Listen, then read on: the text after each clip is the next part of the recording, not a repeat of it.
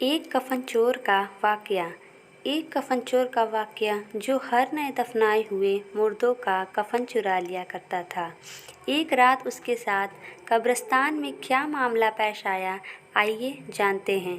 एक बुज़ुर्ग जिनका नाम हज़रत सैयदना इशाक रहमतुल्लाह अलैह है, आप फरमाते हैं कि एक शख्स हमारी महफिल में आया करता था, मगर उसका आधा चेहरा हमेशा छुपा रहता था। एक मर्तबा मैंने उससे पूछा कि तुम अपना आधा चेहरा छुपाए रखते हो, इसकी क्या वजह है?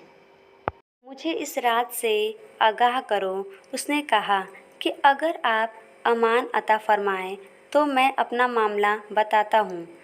कहा कि बताओ, असल मामला क्या है? इजाज़त मिलने पर उसने अपनी दास्तान कुछ इस तरह सुनाई। उसने कहा कि मैं कफन चोर था। मैंने कई कब्रों से कफन चुराए। जब भी किसी कब्र के मुताबिक मालूम होता तो फ़ौरन वहां पहुंचकर कफन चुरा लाता। एक मर्तबा एक औरत का इंतकाल हुआ। जब उसे दफना दिया गया तो मैं फ़ौरन कब्रिस्तान पहुंचा। जब ईंटें हटाकर कफन की एक चादर हटाई और दूसरी चादर खींचने लगा तो अचानक उस औरत की बेजान जिस्म ने हरकत की और चादर को थाम लिया। मैंने कहा, तुम्हारा क्या ख्याल है? तुम मुझसे जीत जाओगी? ऐसा नहीं हो सकता। यह कहकर मैं घुटने के बल बैठ गया और पूरी ताकत से कफन खींचने लगा।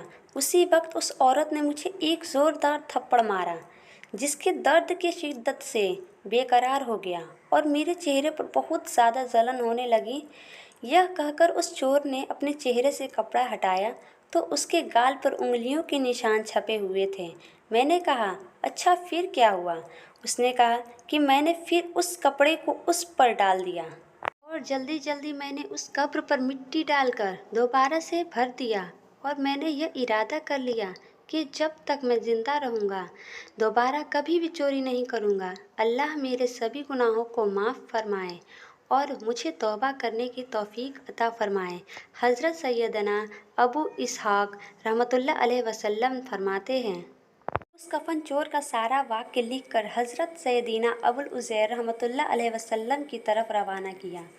उन्होंने जवाब लिखकर भेजा कि उससे पूछो कि जो मुसलमान किबले की तरफ दफनाए गए थे, क्या सबके चेहरे किबले की तरफ ही थे या किबले की तरफ से फिर गए थे?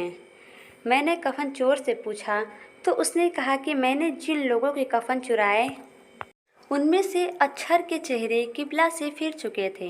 हज़रत सैयदना अबुल इसहाक़ रहमतुल्लाह अलैहि वसल्लम फरमाते हैं कि मैंने यह बात लिखकर हज़रत अबू उज़ैर रहमतुल्लाह अलैहि वसल्लम की खिदमत में भेजी तो उन्होंने जवाब में यह तहरीर भिजवाई कि इन्नल इलैहि व इन्नल इलैहि राजिऊन, या इसहाक़ रहमतुल्लाह अलैहि जिन लोगों के चेहरे किबला से फिर चुके थे उनका ख़ात्मा सुन्नत पर नहीं हुआ। प्यारे दोस्तों, अल्लाह हमें अपनी हिफ्ज़ो अमान में रखें और हमारा ख़ात्मा हुज़ूर सल्लल्लाहु अलैहि वसल्लम के सुन्नतों पर फरमाएँ।